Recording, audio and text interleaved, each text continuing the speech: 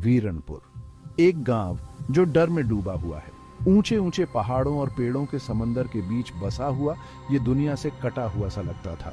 हवा में गीली मिट्टी की गंध और जंगल की खामोशी छाई हुई थी, लेकिन ये खामोशी धोखा दे रही थी।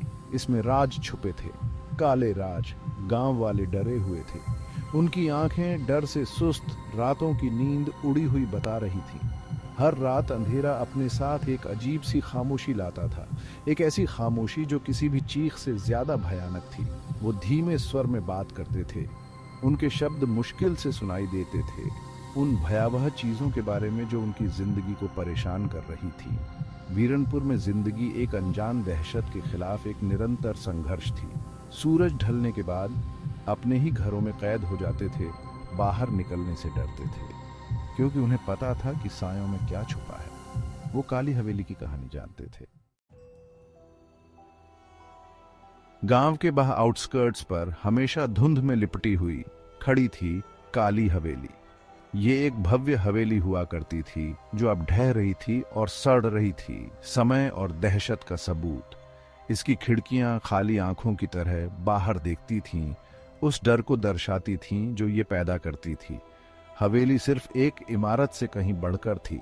ये एक मौजूदगी थी, एक बुरी शक्ति जो वीरणपुर पर एक लंबी काली परछाई डालती थी। किंवदंतियां हवेली की उत्पत्ति के बारे में फुसफुसाती थीं। कुछ लोगों ने कहा कि इसे एक क्रूर राजा ने बनवाया था जिसकी मौत बहुत ही भयानक हुई थी।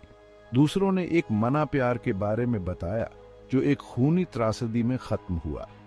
लेकिन सभी कहानियां एक बात पर सहमत थीं, काली हवेली शापित थी।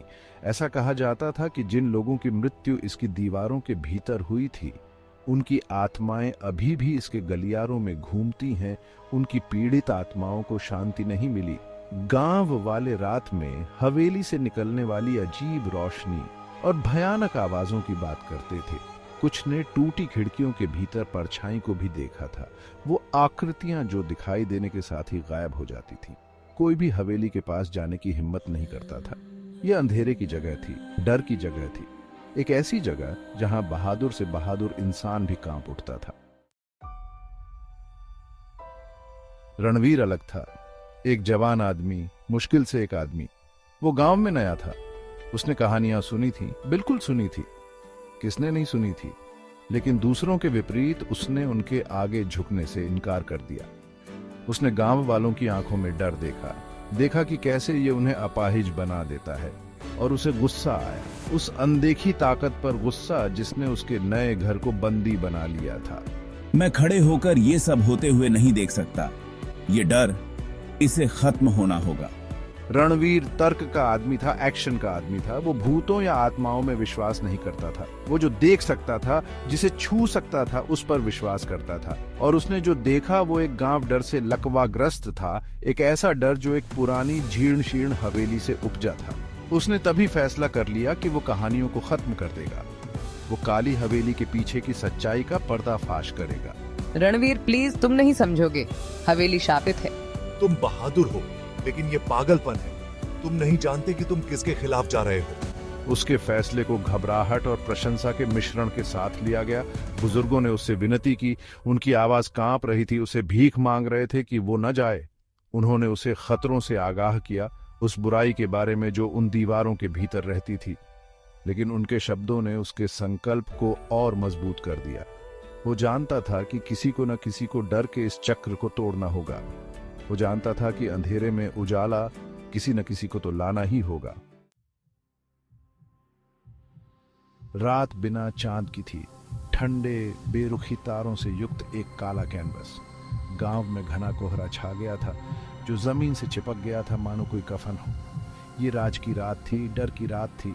ये उस तरह की रात थी जो बहादुर से बहादुर की रीढ़ की हड्डी को भी कंपा देती थी। लेकिन रणवीर बेखौफ था।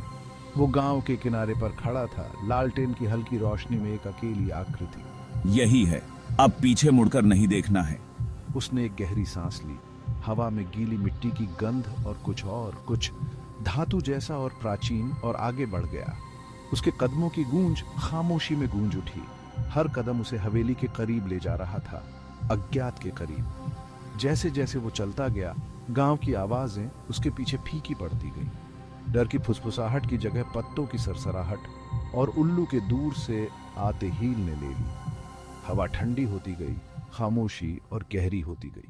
वो अब हवेली की मौजूदगी को महसूस कर सकता था, अपने आसपास की हवा में एक ठोस भार, मानो खुद रात अपनी सांसें रोक रही हो।